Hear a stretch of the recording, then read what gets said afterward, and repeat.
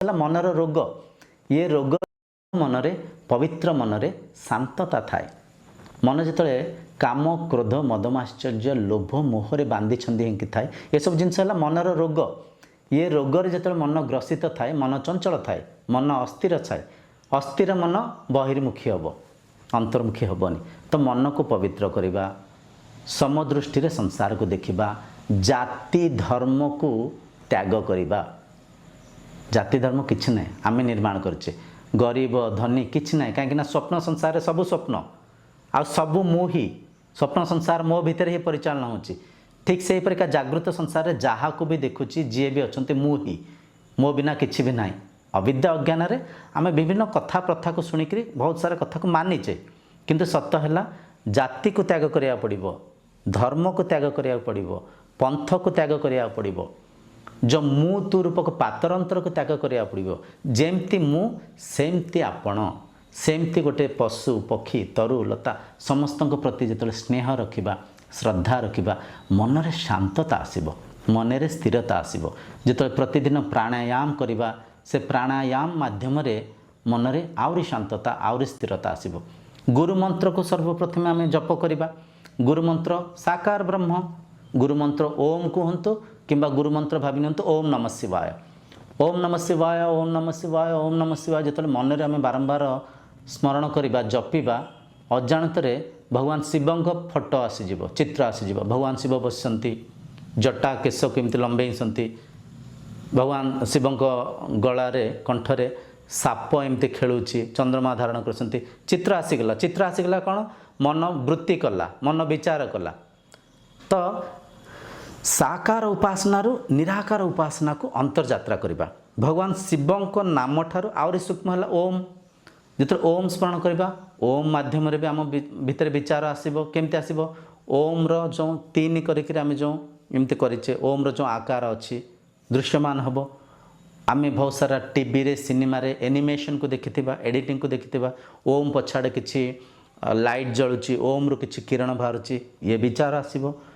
तो ओम जो स्थूल साधना रु आउ टिके सूक्ष्म साधना को जीवा। अजपा मंत्र निश्वास को धारणा करवा, निश्वास को देखिबा। निश्वास चली आम चलने ता मन को चली चलुवा निश्वास को एकाग्र चित्तरे मनर अनुभव माध्यम रे देखिबा। निश्वास भीतर को जाऊँची, निश्वास बाहर को जाऊँची। समय आसीबो भीतर को जाऊँची बाहर को जाऊँची ताकू भी भूली जावा। निश्वास चली जो मन शांत हब, मन स्थिर हब, निश्वास ध्वनि की शुणी पारिबा। तापर जो मन आउरी शांत हब, हृदय स्पंदन सुगाजिब। तापर जो मन आउरी शांत हब, ब्रह्मध्वनि सुगाजिब। शून्य शंख बाजुला परिका। ये सब धारणा, ये ध्यान नुहे। गोटे गोटे जिनस को मन रे विचार अच्छी। ब्रह्मध्वनि भी जद्य सुगा जाऊँची, सेठी भी विचार अच्छी, सेठी भी मन अच्छी, मन वृत्ति करुच्ची, मन मौन हैनी। समय आसीबो मन मौन हब, ध्यान घटित हब, ध्यानस्थ हेबे। जितले ध्यानस्थ हेबे, बारंबार ध्यानस्थ हेले समाधि घटित हब। बारंबार समाधि अवस्था को जाई पाले मन तुरीय अवस्था को पळेइबो, निज संगे समाहित हो, निर्गुण अवस्था को पळेइबो, निरुद्ध अवस्था को पळेइबो, अलेख अव्यक्त अवस्था को पळेइबो। से अवस्था रे निज संगे समाहित हो पाले तुरीय स्थिति रे निजर एकता को देखिपारे, ब्रह्मानुभूति करें। तो ये है साधना, ये है स्थूल साधना रु सूक्ष्म साधना को जीवार बाट।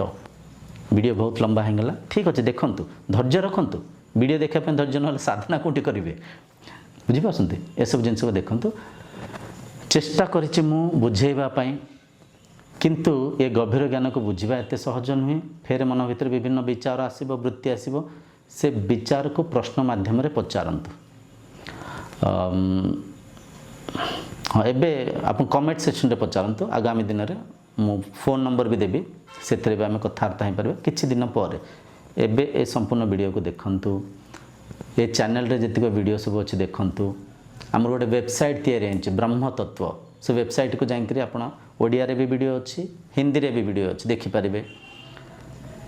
उपनिषद बही मगे पढ़ु। केन उपनिषद धकर लक्षण प्रथम है आपण भितर मुमुक्षत्व रहिबा दरकार, ब्रह्म जिज्ञासा रहिबा दरकार।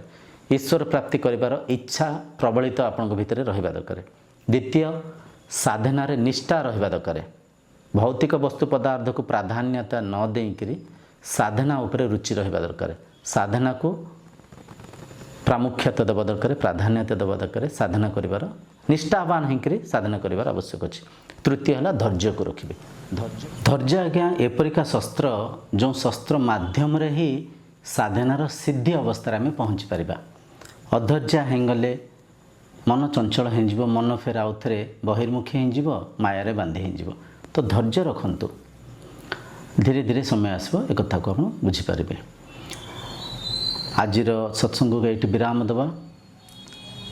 आगामी सत्संग जाए आपंठ विदाय नौची। ओम गुरुभ्यो नमः। ओम शांतिर्भवतु।